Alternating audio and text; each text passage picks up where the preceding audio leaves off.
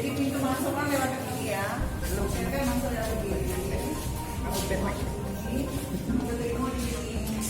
Tapi segini ruangnya biasa.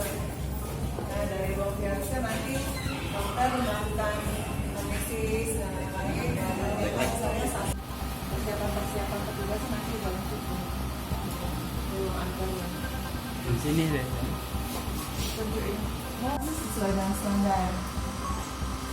Apabila yang disiapkan silakan dijelaskan. Jadi kalau perawatan pasien ini kita pisahkan dengan perawatan pasien yang biasa. Jadi di sini kita siapkan untuk perawatan pasien standar sudah ada di sini.